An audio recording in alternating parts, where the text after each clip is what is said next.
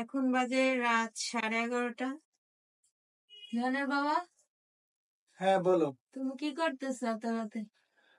তোমার জন্য বিরিয়ানি রান্না করতেছি, তুমি টের পেয়ে গেছো? হ্যাঁ, সুন্দর গন্ধ বের হয়েছে। আমি তো ভাবছি যে রান্না টান্না করে তারপর তোমাকে উঠাবো।